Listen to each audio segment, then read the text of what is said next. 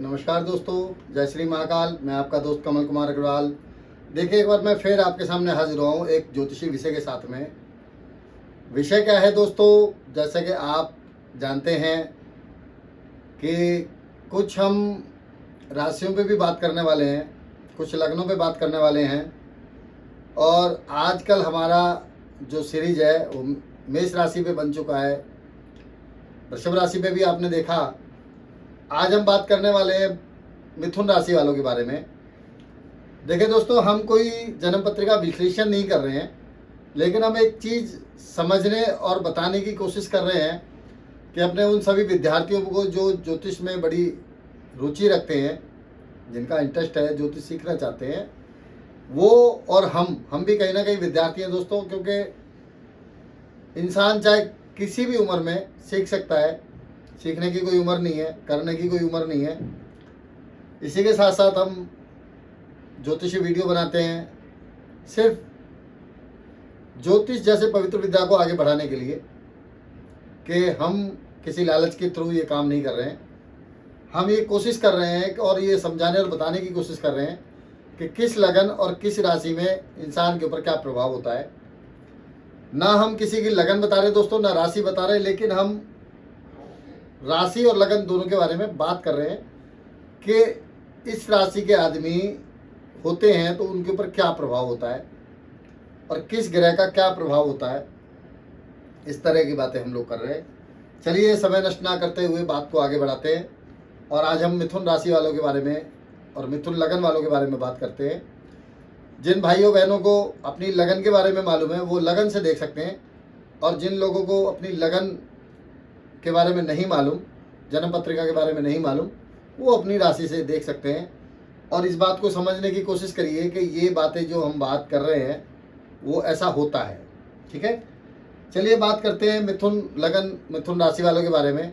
होते कैसे हैं दोस्तों? ये दो स्वभाव लगन है। बुध इसके मालिक हैं, वायु तत्व की राशि है। बुध राजकुमार है दोस्तों। राजकुमार का एक स्वभाव होता है कि हर इंसान मेरी बात को माने, मैं किसी की ना मानूं। ये देखना, अपने अपने अंदर घटाना, चेक करना ऐसा है कि नहीं आप लोगों का स्वभाव। दूसरा दोस्तों, दो स्वभाव, मतलब घर में इंसान कुछ होता है, बाहर कुछ और होता है। मतलब घर में घुसते ही आदमी की पर्सनालिटी एकदम दूसरी हो जाती है, और बाहर निकलते ही दिमाग दूसरा, सोच दूसरी। ऐसे होते हैं मिथुन लगन के लोग। लग्नेश बुध एक राजकुमार है जो ज़्यादातर सूर्य के साथ में रहते हैं। ज़्यादातर एक घर आगे या एक घर पीछे, इतना ही फर्क होता है, ज़्यादा नहीं होता। दूसरा दोस्तों, इस लगन में मैं बता दूं, कोई ग्रह कारक नहीं है और कोई बहुत ज़्यादा अकारक नहीं है। ये भी बात करेंगे हम कि बहुत सारी लगन हमने देखी होंगी कि कई ग्रह ऐसे होते हैं जो कारक होते हैं और बहुत अच्छा रिजल्ट देते हैं। मिथुन लगन में एक भी ग्रह ऐसा नहीं है जो बहुत अच्छा योग कारक हो जाए। खुद बुध जो है वो कई बार योग कारक हो जाते हैं अगर वो मजबूत है और किसी पाप प्रभाव में नहीं है तब। इस विषय में भी मैंने एक वीडियो बनाया था कि बुध जो है दोस्तों भद्र योग बनाते हैं अपने ही घर में। और बुध एक ऐसा ग्रह है जो अपने घर में ही जाके मजबूत होता है, इसके अलावा कहीं मजबूत नहीं होता। उच्च राशि में, वो उच्च राशि उसकी बुध कन्या राशि, मूल त्रिकोण राशि दोस्तों खुद की है। चलिए, अब मान लीजिए बुध के ऊपर बात करते हैं। सबसे पहले लगन और लग्नेश के ऊपर बात करते हैं कि लगन के मालिक दोस्तों जन्म पत्रिका में केंद्र में हो या त्रिकोण में हो, बहुत अच्छा रिजल्ट आएगा, बहुत अच्छा होता है। कहते हैं लग्नेश बली तो बला टली, और लग्नेश कमजोर तो सब खराब। मैं अपने हर वीडियो में, हर विश्लेषण में समझाने की और बताने की कोशिश करता हूँ कि लगन एक ऐसी चीज़ है कि इंसान की लगन खराब होगी तो सारे राज्य खराब हो गए, ये मान के चलिए, आप पक्की बात है। लग्नेश अगर त्रिकोण में हो, केंद्र में हो, तो बहुत अच्छा जीवन व्यतीत होता है इंसान का। और बुध व्यापार के कारक है, बुध वाणी के कारक है, बुध कहीं ना कहीं शिक्षा के कारक हैं, बुध ज्योतिष के कारक हैं, और बुध हास्य के भी कारक हैं, जिसके बारे में आगे कभी बात करेंगे। तो ऐसे लोग हंसमुख होते हैं, बहुत अच्छी सोच होती है, व्यापारिक बुद्धि होती है, दिमाग के धनी होते हैं, चतुर और चालाक। ये एक चीज़ आप नोट करके रखिए, चतुर और चालाक होते हैं ये लोग। अगर यही बुध दोस्तों छठे घर में चले जाए, आठवें घर में चले जाए या 12वें घर में चले जाए तो उसको कहते हैं अवयोग। यहाँ पे अवयोग बन गया तो समझ लीजिए कि बहुत अच्छा रिजल्ट जिंदगी में नहीं आने वाला। जीवन में कड़ा संघर्ष होता है, बहुत परेशानियाँ होती है। अगर लग्नी 6, 8, 12 में हो या किसी पाप प्रभाव में हो। मान लीजिए इस लगन में सबसे ज़्यादा पापी ग्रह किसको मानते हैं आप? राहु से भी ज़्यादा दोस्तों खराब प्रभाव इसमें मंगल और सूर्य का होता है। सूर्य तो मित्र है, लेकिन मंगल यहाँ पे छठे घर के मालिक होके अकारक हो जाते हैं। तो मंगल के प्रभाव में अगर बुध आ गए तो बहुत ज़्यादा खराब फल मिलता है। अब बात करते हैं दोस्तों दूसरे ग्रह चंद्रमा के बारे में। चंद्रमा दोस्तों धन भाव के मालिक हैं। अब इसको मारक स्थान भी कहते हैं और धन स्थान भी कहते हैं, कुटुंब स्थान भी कहते हैं। अब दोस्तों धन की भी जरूरत होती है, वाणी की भी जरूरत होती है, कुटुंब की भी जरूरत होती है, सुखों की भी जरूरत होती है, पैसे की भी जरूरत होती है। तो यहाँ पे चंद्रमा दोस्तों तट हो जाते हैं, ना वो खराब होते ना वो अच्छे होते। चंद्रमा दोस्तों अगर केंद्र में कहीं बैठे हैं तो बन गया राजयोग। त्रिकोण में कहीं आ गए तो बहुत बढ़िया, इससे बड़ा राजयोग कोई नहीं, क्योंकि धन भाव के मालिक केंद्र में या त्रिकोण में आ गए, बहुत अच्छा। लेकिन यही चंद्रमा दोस्तों अगर छठे, 8वें, 12वें घर में चले गए तो क्या होगा? धन की समस्या, पैसों की समस्या, पैसा आए लेकिन रुके ना, 100 रुपये कमाए 125 रुपये खर्च, ये समस्या रहेगी जातक के साथ। और कई बार तो बहुत सारी पत्रिकाएं ऐसी भी देखी जहाँ चंद्रमा मिथुन लगन में खराब थे तो उन्हें दर दर भटकना पड़ा पैसे की वजह से, और कोई कारण नहीं, क्योंकि धन के मालिक ही परेशान, वो कमजोर हो गए तो कहाँ से पैसा आएगा? तो धन भाव के मालिक अगर दोस्तों अगर कमजोर हो गए तो समस्या बढ़ेंगी। चलिए बात करते हैं तीसरे ग्रह सूर्य के बारे में। सूर्य दोस्तों मिथुन लगन में देखा जाए तो मार्केस होते हैं। अष्टम भाव से अष्टम भाव मारक होता है दोस्तों, लेकिन तीसरा घर पराक्रम का भी होता है, भाई छोटे भाई बहनों का भी होता है, हिम्मत, हौसला, बुलंदी, डॉक्यूमेंट्स का भी होता है।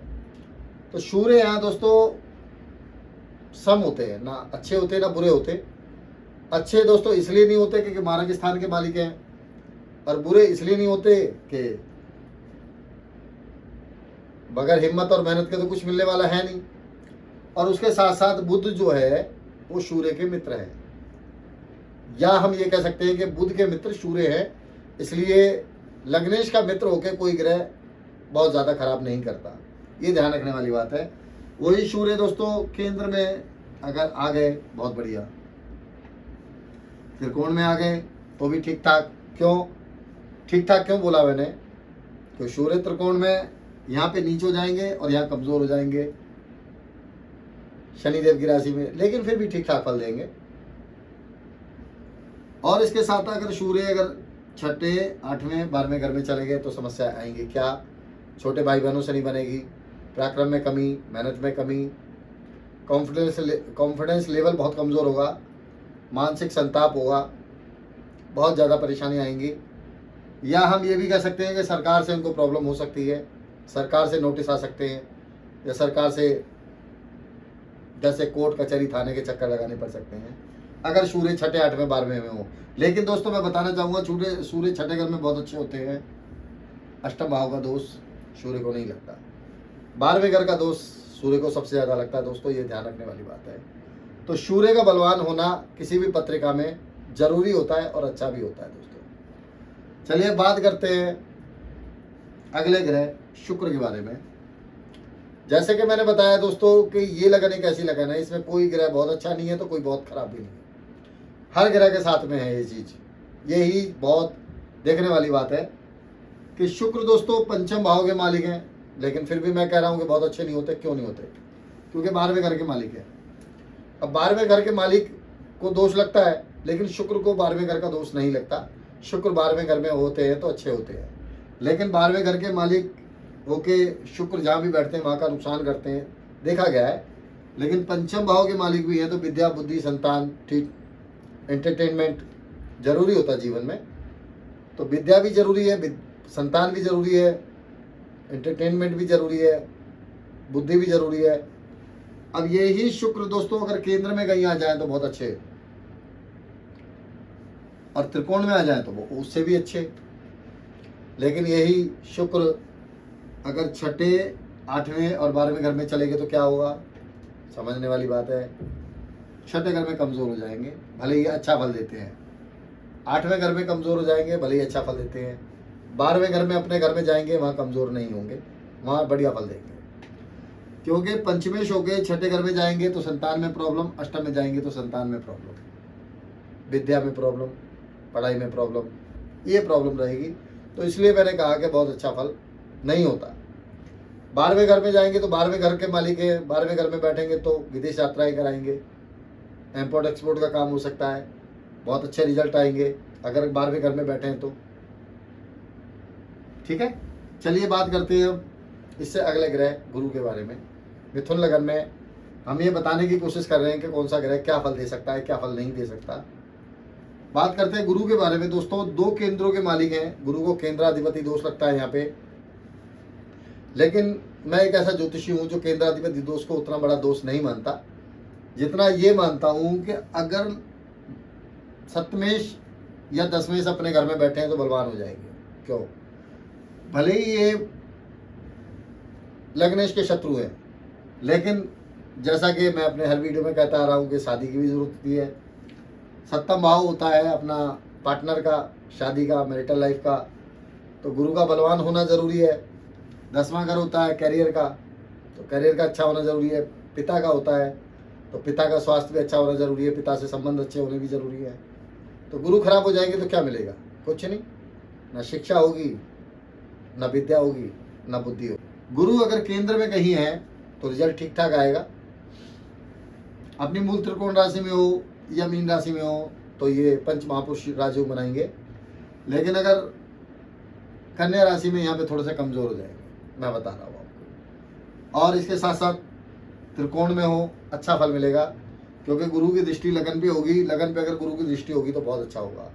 लेकिन दोस्तों इसी के साथ साथ अगर गुरुदेव छठे, 8वें और 12वें घर में चले गए तो मैरिटल लाइफ में प्रॉब्लम्स होंगी, कैरियर अच्छी से नहीं बन पाएगा, संतान में दिक्कत आएगी, कैरियर में दिक्कत आएगी, और पति पत्नी के रिश्ते बहुत अच्छे नहीं होंगे।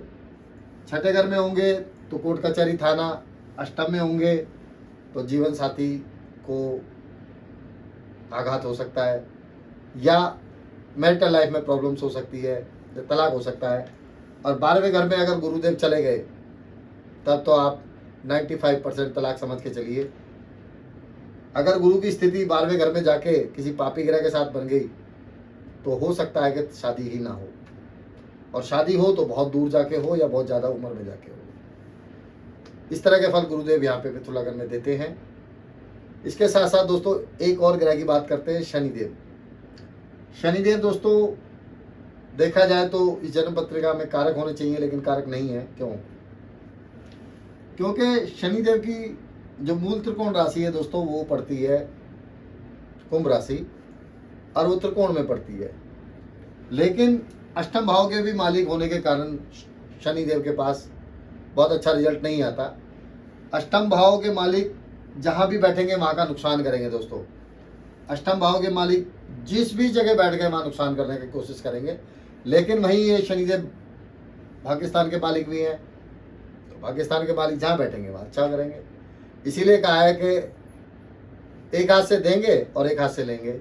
चेक कर लेना मिथुन लगन की, मिथुन राशि की जितनी भी पत्रिका हैं उनमें शनिदेव की अगर दशा लग गई है तो आदमी कभी खुशी और कभी गम वाला माहौल रहता है। एक दिन अच्छा जाता है, एक दिन खराब जाता है, आप चेक कर सकते हैं। और मेरा अनुभव कहता है, बहुत बड़ा मैं अनुभवी नहीं हूँ, कि शनिदेव अगर अपनी मूल त्रिकोण राशि में बैठे हैं, त्रिकोण में बैठे हैं, केंद्र में कहीं बैठे हैं तो अच्छा रिजल्ट आता है। अगर यहाँ पे ये दसम अष्टम भाव अगर बलवान हो जाता है तो बहुत अच्छा। विद्या कैसी होगी, विद्या होगी इनकी तांत्रिक, तंत्र मंत्र साधनाएं, ज्योतिषी, रिसर्च, और इसके साथ साथ दोस्तों आदमी एस्ट्रोलॉजर हो जाता है अगर शनिदेव के पास यहाँ पे बल अच्छा है तो। और दोस्तों अगर यही शनिदेव कमजोर हो गए तब क्या होगा, छठे, 8वें, 12वें घर में, तो इसको परिवर्तन राजयोगी लगेगा दोस्तों। क्यों, क्योंकि अष्टम के मालिक छठे में होंगे तो भी बढ़िया, और अष्टम के मालिक 12वें घर में होंगे तो भी बढ़िया। ये इसको हम कहते हैं परिवर्तन राजयोग। लेकिन परिवर्तन राजयोग दोस्तों जब तक काम नहीं करेगा जब तक कि लग्नेश मजबूत ना हो। अगर लग्नेश कमजोर हुए तो परिवर्तन राजयोग आपके किसी काम का नहीं है, ये बात लिख के रख लेना। लेकिन लग्नेश मजबूत है और शनिदेव कहीं से बहुत बढ़िया स्थिति में है तो देखना व्यापार में आप लोग कितना उन्नति करते हैं, बहुत बढ़िया रिजल्ट आता है मिथुन लगन में शनिदेव बलवान हो तो। और शनिदेव कमजोर हो गए तो समझो अंग भंग भी हो सकता है। इससे ज्यादा बड़ी बात तो मैं क्या बोलूं, क्योंकि शनिदेव अष्टम के मालिक हैं, आयु के मालिक हैं, लेकिन शनिदेव एक लंगड़े ग्रह है। अगर शनि कहीं से कमजोर हो गया मिथुन लगन में तो अंग भंग भी कई बार देखा गया है, कई बार देखा गया, हमेशा नहीं होता लेकिन ऐसा हो सकता है। चलिए बात करते हैं दोस्तों एक और ग्रह मंगल के बारे में। मंगल, मंगल क्या है? मंगल ऊर्जा है, मंगल सेनापति है, मंगल जोश और जुनून है। मिथुन लगन में कैसे होते हैं? छठे के मालिक, छठे घर के मालिक, छठे घर के मालिक मंगल अगर छठे घर में हो तब तो बहुत अच्छी। इसके साथ साथ अष्टम भाव में हो या केंद्र में कहीं हो, त्रिकोण में कहीं हो, बहुत बढ़िया। यही मंगल अगर लाभ भाव में अगर अपनी राशि में बैठे हो, मूल त्रिकोण राशि में, तो इससे बढ़िया कुछ है ही नहीं, सोने पे सुहागा। लेकिन मिथुन लगन में मंगल जितना ज्यादा अधिक बलवान होगा दोस्तों समस्याएं उतनी ज्यादा होंगी, देख लेना आप। बहुत ज्यादा बलवान होगा मंगल तो मंगल यहाँ का फल तो देगा ही देगा, लेकिन वो यहाँ का फल भी देगा। लाभ देगा तो नुकसान भी देगा, शत्रु भी देगा, कर्जा भी देगा। इसीलिए मैंने कहा कि कोई ग्रह यहाँ पे ना अकारक है ना मारक है ना बहुत अच्छा है। मंगल जितना ज्यादा बलवान होगा इस लगन में उतना ज्यादा मुसीबतों को बढ़ा देगा। और इस जन्म पत्रिका में इस लगन में अगर मंगल कहीं से हल्के से कमजोर हो जाते हैं और केंद्र में कहीं बैठ जाते हैं, मंगल यहाँ पे केंद्र में बैठेंगे 3 जगह तो मांगलिक बना देंगे, मैरिटल लाइफ को परेशान करने की कोशिश करेंगे।